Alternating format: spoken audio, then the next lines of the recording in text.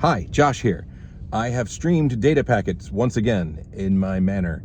And I've watched movies, and I've said a lot of times just this year alone that I watched something weird, and that usually means like an indie movie that has a little bit of like an edge to it or a subversive streak or is not the kind of thing you usually see or is a little, dark and demented or something. But I think I have now peaked in the weirdness by streaming two movies this time that are kind of both make you feel like you're watching outsider art, and in different, they cover some of the same ground. They're very different, but I guess if you were going to look at the broad picture, they're both way over here and everything else is over here. I streamed a movie called The People's Joker. I always want to call it The Joker's People, but that's not the name. The People's Joker, and Hundreds of Beavers. Okay, so what these movies have in common is that they are both made by industry people with like editing and effects experience at varying scales, who are applying everything that they know to making kind of a very particular and peculiar passion project. If you know, I guess I'll do this one first. If you've heard about The People's Joker, it is most likely because it is notoriously a fair use parody of the Batman universe. At least that's how it's packaged. That's what it looks like, and that's what it's known for. That's why it was in the news, because Warner Brothers tried to shut it down. But it is a fair use parody made by a comedian, but it does feature depictions of Harlequin and Joker and Batman and Clayface and many others, and specific versions too. Jared Leto's Joker is depicted, embodied as a character, and on and on. But really, there's a lot more going on in The People's Joker than just being. It's not. Having now seen it, it's very peculiar. That everything about this says passion project and like personal passion project.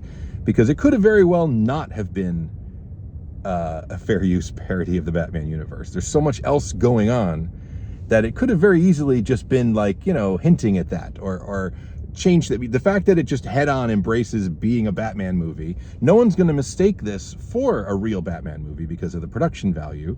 And that's not really an insult. It's just, okay, there's so much going on.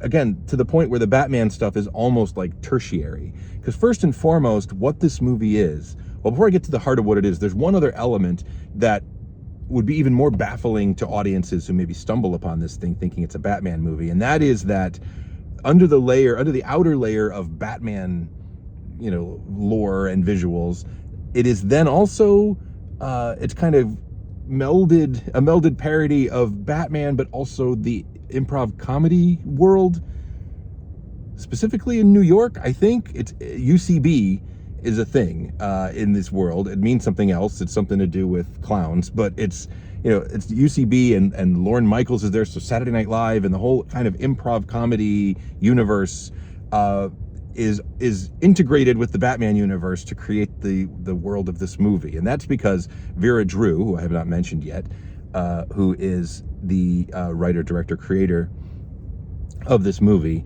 comes out of that world, has a lot of connections to comedy, and she is an editor for lots of things like Comedy Bang Bang and Tim and Eric Productions and things like that. So it really, really helps everybody, a passing kind of understanding. There are like jokes upon jokes and some subtle like deep cuts about Batman stuff, but most people will kind of get the idea of what's going on with the Batman, how Batman lore is being used here.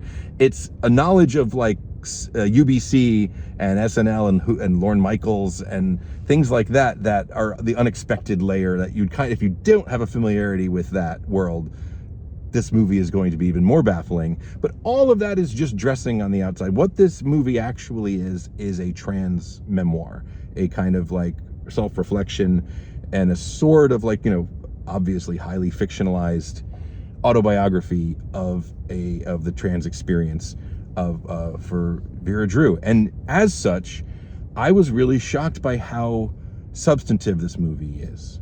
It's crazy, it's funny, and you see glimpses of cameos of people. If you're, again, if I am very locked into the UCB world, and so I know, I recognize some of the people and some of the references, and that's delightful to me.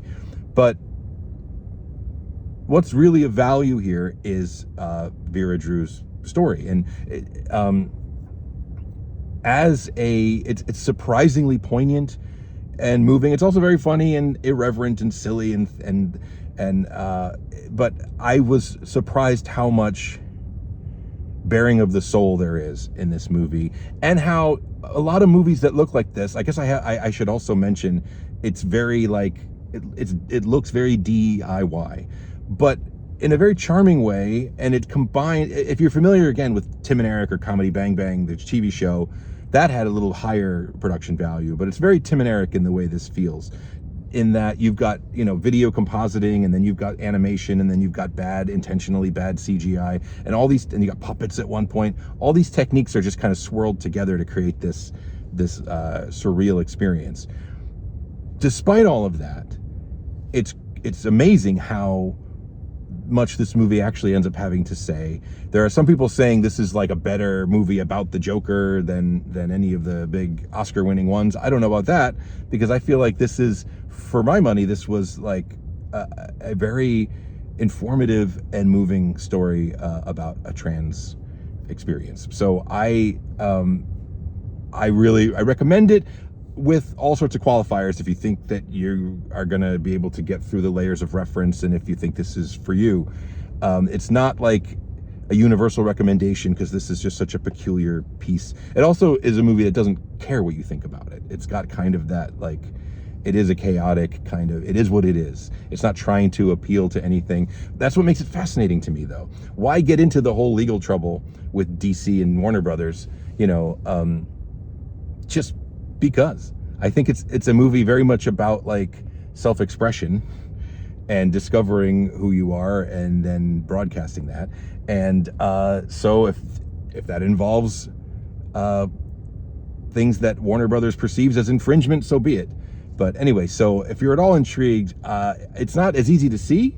I actually didn't stream it. Now I'm coming clean here in the middle of the video. I bought the Blu-ray. I don't know that you can stream this movie. I think so. I think it's on like Vudu and things like that. So it's just not going to, Warner Brothers is not going to be pushing it to the front of their streaming services, because they tried unsuccessfully to delete this movie from existence. So I'm impressed with Vera Drew, and I'm impressed with this movie, as peculiar as it is. It is one of the strangest things I've ever seen, but also surprisingly, there's surprising depths here. I really, really enjoyed it, and I will revisit it again because it was fascinating. Okay, then there's Hundreds of Beavers, which I think Mike Selnick, I believe, I might be getting that wrong. I believe that's the name of the director. This is someone who has experience in editing and effects, apparently, and what this movie is, I was shocked. There's such a like Europe-y vibe to this movie that I was very shocked to find out this is an American filmmaker and an American production. But Hundreds of Beavers is essentially a silent film, live-action Looney Tunes cartoon that has somehow been extended to feature length, and it's about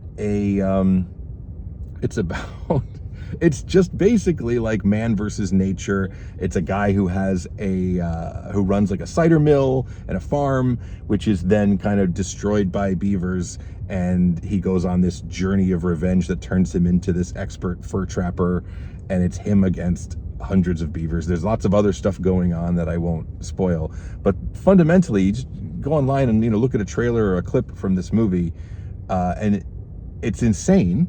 It's lo-fi, but deceptively so. This is another movie that mixes all kinds of compositing, all kinds of techniques and effects. There's hand puppets. There's really like, I want to call them lo-fi or low quality do-it-yourself suits, but they're actually really good. They're just goofy looking. There's no attempt to make the animals look real. They're dudes walking around in suits, costumes that look like costumes, but there's a consistency to it and a style to it.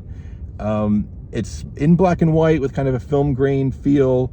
There's a few spoken words, but for the most part, it's silent to the point where there are captions. Sometimes, not a lot in the beginning and the end, really. What happens when you start watching Hundreds of Beavers is, if you're me anyway, you're delighted and tickled, and you can't believe what you're seeing. But then after like 10 minutes, you're like, there's an hour and 40 minutes left in this movie. How are they going to do this? This is what I would expect to see, like a 7-minute short of this, 30 minutes tops. How are they going to get this to feature length? And they do. That's all I can say. Could it stand to lose maybe 20 minutes? Yeah, I think maybe 80 or 90 minutes would have been perfect for this movie, and it's like an hour 50. So I got a little sleepy. I streamed it on a Sunday afternoon, and I got a little tired, like a dad does watching a Sunday movie. But that's more just the weekend and the day. I did find the movie to be entertaining and engaging and just surprising and delightful. It's funny. It's really stupid. It's Looney Tunes gag after Looney Tunes gag, and gag on top of gag. But very, very early on, what I realized was, okay, this is dumb, and it's trying to be wacky and funny and like a live action cartoon, but it's also specific and detail oriented in the humor, and I love that. Meaning, it will break its own rules because it's a cartoon, but it has certain rules, and it will have certain running jokes. It will double back on them and subvert them. It will call back to something that you didn't imagine that it would. So it builds and builds. Also, there's a very interesting kind of video gamey type of a vibe running through this movie that I really appreciated, with running scores in the corner of the screen, and like an inventory, like at a store where he goes and he has to have the right amount of currency to buy the next upgrade and things like that. So just fascinating. Both of these movies in certain ways couldn't be more different. In other ways, they kind of have a DIY editing and effects vibe, and both way more successful than you would imagine they could be. What a fun weekend watching these two things. What an amazing thing. There's a lot of discourse, and I talk about this a lot, but there's a lot of discourse about how movies don't get made, and they don't make them like this, and you can't see this, and they can't do that. The fact that we live in a time when the People's Joker and Hundreds of Beavers exist, and I have them in my collection, and I can watch them on a 4K TV. I don't know, what a delight. That's it for now. High recommendations on both of these movies. Probably a universal recommendation on Hundreds of Beavers. It plays, I think, to kids and adults, and it is, if it sounds good, I'm telling you it is. And People's Joker, if anything about that is intriguing to you, that's a little bit more, it's a recommendation for adults who are, but then again, there's valuable stuff in here about the kind of memoir aspect of it that I think for maybe a teen would be good. The content's not that lurid, but both of these movies, I'm glad they exist. What a interesting universe we are participating in. But that's it for now. Thank you so much. I'll be back soon with more stuff. You can support me in Patreon and YouTube and all the places. Thank you so much for watching. I will catch you again next time. Bye.